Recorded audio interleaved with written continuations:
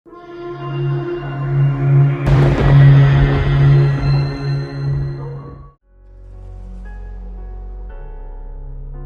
Joko dan Pak Yanto adalah dua sahabat yang sudah lama berjualan di pasar. Pak Joko menjual lampu dan alat listrik kecil, sementara Pak Yanto menjual sayur mayur segar. Setiap hari, mereka berangkat bersama setelah sholat subuh, mengayuh sepeda dari rumah mereka yang berdekatan menuju pasar. Pagi itu, suasana masih gelap dengan sisa embun yang menyelimuti jalan. Saat melewati jembatan tua di tepi desa, Pak Joko tiba-tiba terhenti. Di tengah jalan, ia melihat sebuah plastik hitam yang tampak mencurigakan. "Yan, lihat itu.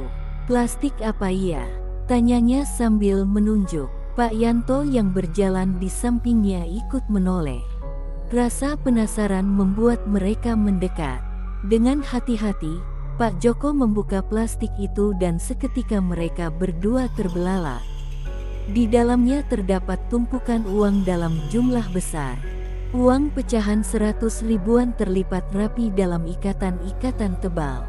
"Astaga, ini pasti ada yang kehilangan," seru Pak Yanto dengan wajah tegang. Mereka saling berpandangan, kebingungan harus berbuat apa. Hati mereka berdebar-debar, bukan karena senang, tapi lebih kepada perasaan was-was. "Jangan-jangan ini uang hasil kejahatan," Pak Joko berbisik. "Atau bisa juga uang pesugihan," sahut Pak Yanto pelan. Mereka akhirnya sepakat untuk kembali ke rumah dulu sebelum ke pasar. Sesampainya di rumah, mereka segera menghitung jumlah uang tersebut. Nominalnya sangat besar, jauh lebih banyak dari hasil dagangan mereka dalam setahun. Namun, mereka tetap berpegang pada niat baik. Begitu tiba di pasar, mereka segera mewara-warakan tentang uang temuan itu. "Siapapun yang merasa kehilangan uang, harap menemui kami dan sebutkan jumlahnya," teriak Pak Joko di sudut pasar. Tapi hingga malam tiba, tak seorang pun datang untuk mengaku. Karena hari sudah larut, Pak Joko meminta Pak Yanto menyimpan uang tersebut di rumahnya. Malam itu, Pak Yanto tidak bisa tidur nyenyak. Udara terasa lebih dingin dari biasanya.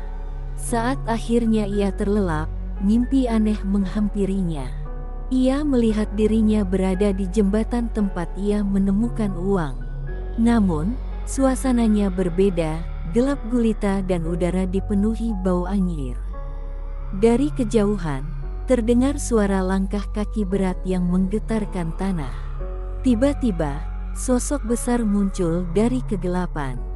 Buto Ijo, raksasa hijau berkulit kasar dengan mata merah menyala dan taring panjang meneteskan darah. "Serahkan kembali hakku," suara seraknya menggema. Pak Yanto berusaha lari, tapi tubuhnya terasa berat.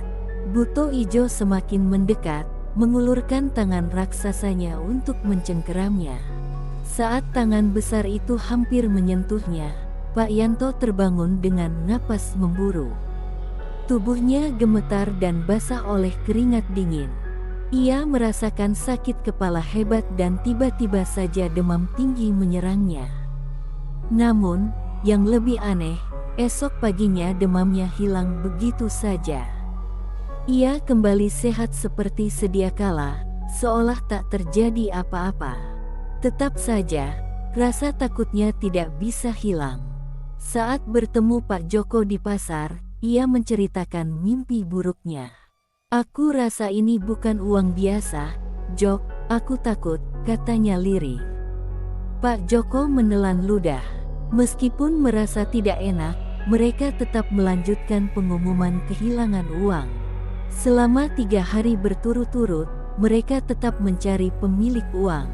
Namun, tidak ada yang datang untuk mengklaimnya. Anehnya, setiap malam, Pak Yanto selalu merasa tidak nyaman di rumahnya. Ia mendengar suara-suara aneh seperti orang berjalan di halaman rumah, dan terkadang bau anyir menyengat tercium tanpa alasan. Di malam ketiga, ia bahkan mendengar suara geraman dari luar jendela kamarnya. Tak tahan lagi, keesokan harinya ia berkata kepada Pak Joko, "Jok, aku nggak mau simpan uang ini lagi. Aku takut." Pak Joko mengangguk setuju. Ia juga merasakan firasat buruk. Mereka sepakat untuk segera mencari cara agar uang itu kembali ke pemiliknya. Tak lama kemudian, datanglah seorang pria paruh baya berperawakan kurus dengan wajah pucat ke lapak mereka di pasar. "Kalian yang menemukan uang itu?" tanyanya dengan suara dingin. Pak Joko dan Pak Yanto mengangguk. Pria itu lalu menyebutkan nominal uang yang persis sama dengan yang mereka temukan. Tanpa ragu, mereka menyerahkan uang itu kepadanya. Namun, bukannya berterima kasih, pria itu justru marah-marah.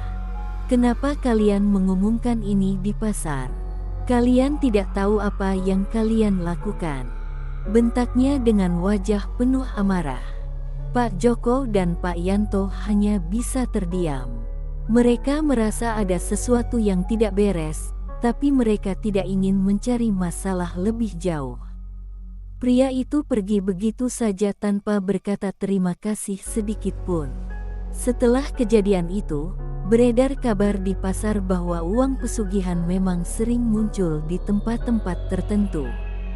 Uang yang dilemparkan oleh pelaku pesugihan itu bukanlah uang biasa, melainkan tumbal. Orang yang menemukan dan menggunakannya akan terkena kutukan, entah jatuh sakit, diganggu oleh makhluk gaib, atau bahkan kehilangan nyawa. Beberapa hari kemudian, terdengar kabar mengejutkan. Seorang warga di kampung sebelah ditemukan meninggal mendadak. Tubuhnya membiru seperti dicekik, dan saksi mengatakan sempat mendengar suara geraman buto ijo di malam kejadian. Pak Joko dan Pak Yanto semakin yakin bahwa uang yang mereka temukan bukanlah uang biasa. Mereka bersyukur tidak tergoda untuk menggunakannya. Sejak itu, setiap kali mereka melewati jembatan tua di pagi hari, mereka selalu mempercepat langkah. Rasa takut masih menyelimuti mereka, dan mereka tidak ingin lagi mengalami kejadian mengerikan seperti itu. Karena mereka tahu, tidak semua uang yang datang secara tiba-tiba adalah berkah. Bisa jadi itu adalah ujian, atau bahkan sebuah kutukan yang menuntut tumbal nyawa.